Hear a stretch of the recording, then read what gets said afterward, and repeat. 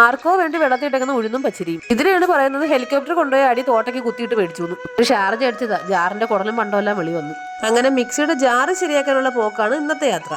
ഷീജുട്ടിക്കാണെങ്കിൽ യാത്ര പോകാൻ ഭയങ്കര ഇഷ്ടമാണ്. യാത്രകൾ എന്നും എനിക്കൊരു വീക്ക്നെസ് ആണ്. ഇതുപോലൊരു പേടകം സ്വന്തമായിട്ടുള്ളത് കാര്യമായി, ഇല്ലെങ്കിൽ വണ്ടിക്കാശ് കൊടുത്ത് മുടിഞ്ഞേനെന്ന് അച്ഛൻ. ഫർണിച്ചർ കടയിൽ ചെന്നിട്ട് മിക്സിയുടെ ജാറുണ്ടോന്ന് ചോദിച്ചാൽ ആദ്യത്തെ ടീം ഞങ്ങളായിരിക്കും.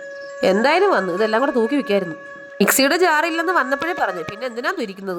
ഈ ഒരു സെറ്റ് വിൽക്കാനുണ്ട്, നല്ല വില കുറച്ച് തരാം, ഈ 3 ഫ്രീ ആയിട്ട് എടുത്തോ. എന്തായാലും വന്നു, എന്നാ പിന്നെ ഷോപ്പ് മൊത്തത്തിലൊന്ന് കാണാം. ഇതിലിരുന്ന് ആടുന്ന കണ്ടിട്ട് എന്റെ കാരണവർ ഇവിടെ എങ്ങാനും കറങ്ങി കിടപ്പുണ്ടോ ആവോ. ഈ ഒരു കസേറിലിരിക്കാൻ പേടിയുള്ളവനാണ് മേളയ്ക്ക് പോയപ്പോ അഞ്ഞലൂഞ്ഞാലും കയറ്റില്ലെന്നും പറഞ്ഞ് 1.5 മണിക്കൂർ കരഞ്ഞത്.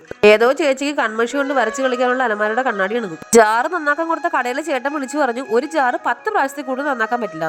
അങ്ങനെ പുതിയ ജാറും മേടിച്ച് തൊട്ടടുത്ത കടയിൽ കയറി നാരങ്ങ വെള്ളം കുടിച്ചു.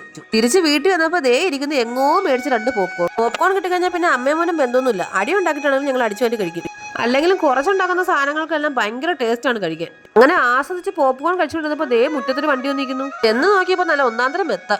ഷോപ്പിൽ കയറി വായി നോക്കി നടന്ന സമയത്തിന് അമ്മ മെത്തയ്ക്ക് ഓർഡർ കൊടുത്തു, ഞാൻ അറിഞ്ഞില്ല. ഇനി വേണം ഒന്ന് കിടന്നുറങ്ങാനെന്ന് പറഞ്ഞപ്പോൾ അമ്മ പറയാം, അല്ലെങ്കിൽ പിന്നെ ഉറക്കമേ ഇല്ലല്ലോ എന്ന്. അപ്പോൾ ചാനൽ എല്ലാവരും സബ്സ്ക്രൈബ് ചെയ്ത് സഹായിക്കണേ. ടാറ്റാ.